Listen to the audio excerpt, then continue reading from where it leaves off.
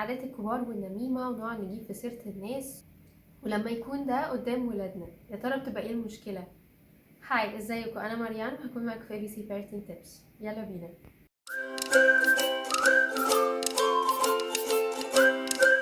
كتير قوي لما بنكون قاعدين قعدة كبار بنحب نقعد نجيب في سيرة الناس والمديرين والناس اللي طريقة كلامها غريبة او بتقعد تهزر بطريقة غريبة. يعني نقعد نجيب في سيرة الناس وننم ونتكلم كتير قوي، وكمان بنقعد نتنمر بقى وندي ألقاب ونتريق، يعني نعمل شوية حاجات كتيرة كده. ده غالبا بيبقى عادي في وسط قعدات الكبار. المشكلة بتبقى لما بيكونوا ولادنا قاعدين معانا في القعدة دي وبيبقوا سامعيننا وشايفيننا واحنا بنتكلم على ناس تانيين بطريقة مش كويسة وبنتريق عليهم وبننم عليهم. تفتكروا ده بيبقى تأثيره ايه على الولاد؟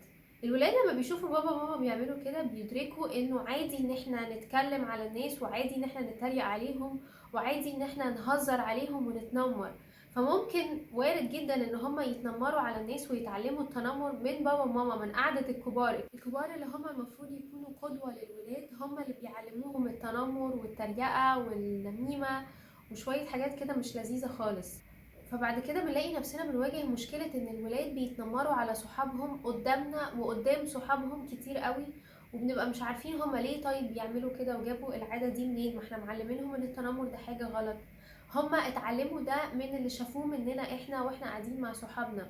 يعني احنا بنعلمهم ان هما ما يتريقوش على صحابهم ويتكلموا عنهم بطريقة كويسة، لكن احنا لما بنقعد مع صحابنا في قعدات الكبار بنقعد نتريق على ناس تانيين ونتكلم عليهم بطريقة مش كويسة.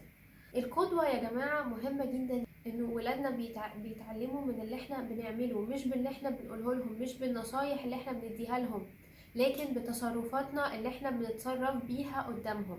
هما لما يشوفونا بنتريق على ناس تانيين هيتعلموا انه ده عادي وان ده ما فيهوش مشكلة وانه ده هزار عادي، مش بنضايق حد، فيبتدوا هما كمان يتنمروا. والتنمر ده احنا بيه بنجرح ناس كتيرة قوي يا جماعة. في ناس كتيرة بتعاني من مشكلة التنمر وبتعاني من انهم الناس بتتريق عليهم وبتضايقهم.